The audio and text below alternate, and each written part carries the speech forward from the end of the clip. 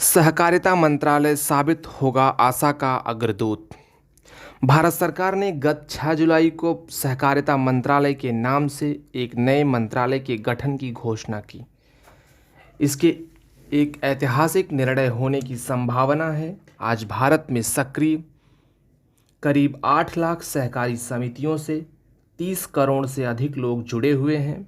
बीते वर्षों में सहकारी समितियों ने कई अवतार लिए हैं, लेकिन इस लेख में हमारा ध्यान ऋण सहकारी समितियों पर केंद्रित है, जिनकी ग्रामीण गरीबों के लिए अहमियत को बढ़ा चढ़ाकर नहीं आंका जा सकता। 90 के दशक के शुरुआती वर्षों तक कृषि क्षेत्र को दिए जाने वाले कुल संस्थागत कर्ज में 60% से अधिक हिस्सा सहकारी समितियों का हुआ करता था। कई समितियां कृषि इनपुट भी मुहैया कराती थी और खाद्य एवं अन्य जरूरी वस्तुओं के संदर्भ में सार्वजनिक वितरण प्रणाली के आउटलेट के तौर पर काम करती हैं। लेकिन दुखद रूप से पिछले कुछ वर्षों में सहकारी समितियों में बहुत तीव्र ह्रास देखने को मिला है और आज संस्थागत ऋण वितरण में उनका अंशदान महज 10% रह गया है। दरअसल 90 के बाद ग्रामीण क्षेत्रों में ऋण मुहैया कराने वाली व्यवस्था में साहूकार, कारोबारी, भूस्वामी की खतरनाक तिकड़ी की फिर से वापसी हो गई। इसकी वजह यह है कि इस अवधि में सार्वजनिक क्षेत्र के बैंकों को लाभ कमाने से जुड़े मानकों का पालन सख्ती से करने को कहा गया। सार्वजनिक बैंकों के साथ महिलाओं के स्वयं सहायता समूहों की बढ़ती भागीदारी ने पहले इस तिकड़ी को कुछ हद तक खेल से बाहर धकेला था, लेकिन बहुत ऊंचे ब्याज पर कर्ज देने वाले साहूकारों के शिकंजे को निर्णायक रूप से तोड़ने के लिए हमें एक सुधरे एवं पुनर्जीवित सहकारिता क्षेत्र की जरूरत है। असल में ग्रामीण गरीबों के शोषण एवं दमन की सदियों पुरानी व्यवस्था की धुरी साहूकार ही रहे हैं। अब सवाल उठता है कि नया मंत्रालय हालात को सुधारने में किस तरह से मदद कर सकता है। सच तो यह है कि सहकारिता संविधान की 7वीं अनुसूची के तहत राज्य सूची का विषय है।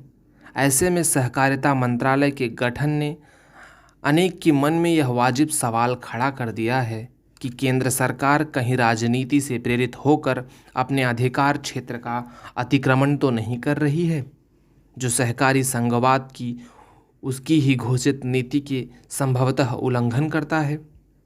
बहरहाल हमारा मत है कि जल एवं कृषि जैसे राज्य सूची वाले दूसरे विषयों की तरह सहकारिता पर भी केंद्र को एक निश्चित भूमिका निभानी है।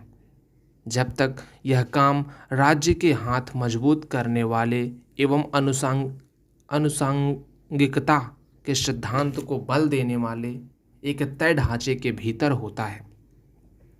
अनुसांगिकता का मतलब यह है कि समस्या की जड़ के आसपास ही उसका समाधान मुहैया कराने की कोशिश, न कि हर समस्या के लिए एक ही तरह का रवैया अपनाना।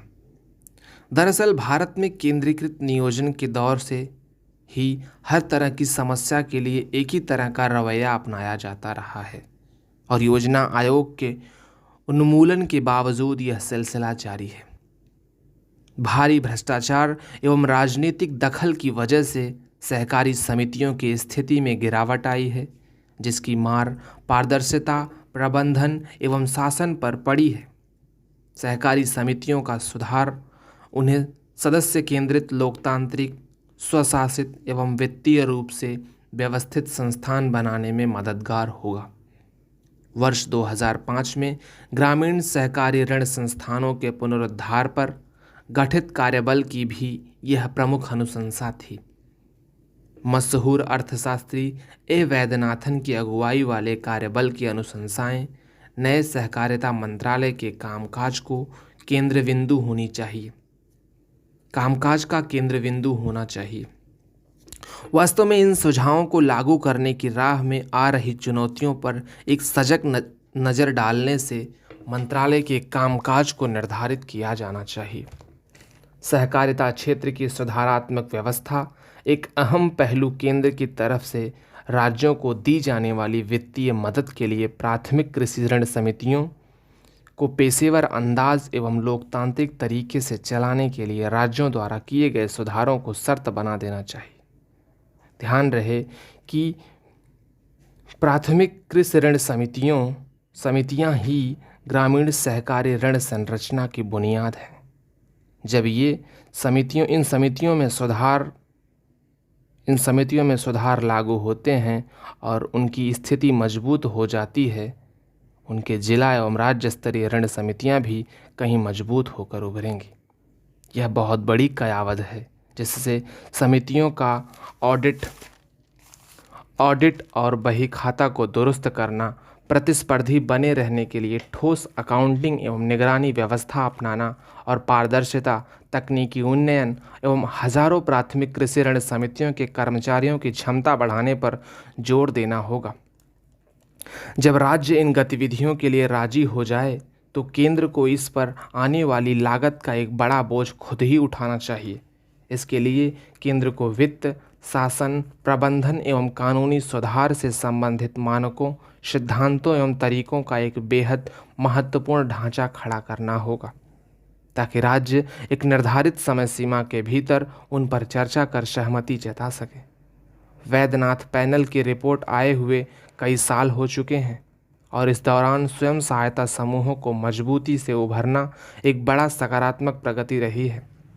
स्वयं सहायता समूह की सफलता के साथ साथ उनकी नाकामियों से मिलने वाले सबक हमें सहकारी समितियों के बारे में दिशा दिखाने में बेहद मददगार हो सकते हैं। यहाँ पर बुनियादी सवाल राज्य की भूमिका और नागरिक समाज के साथ उनके रिश्ते से जुड़ा हुआ है। राज्य की भूमिका को अहम मानने वाले लोगों को यह भी ध्यान में रखना चाहिए कि राज्य की भूमिका नागरिक समाज का समर्थन, सहयोग एवं सशक्त बनाने वाली होनी चाहिए। लेकिन दुर्भाग्य से अक्सर राज्य का कदम गरीबों की मदद के नाम पर मकसद को ही नुकसान पहुंचाने वाला साबित होता है। कई किसान आंदोलनों ने भी कर्ज मेला लगाने एवं कर्ज माफी योजनाएं लाने के लिए लामबंदी की है, जिससे अंततः सार्वजनिक बैंकों एवं पीएमसी जैसी संस्थाओं को कमतर करने का ही काम किया है। इसकी वजह से सहकारी समितियों को बंद करने का माहौल बनता है, क्योंकि उनके बही खाते लाल निशान की तरफ चले जाते हैं। नए मंत्रालय के सामने यही असल चुनौती है कि इसकी वास्तविक मंशा की एक परीक्षा भी है।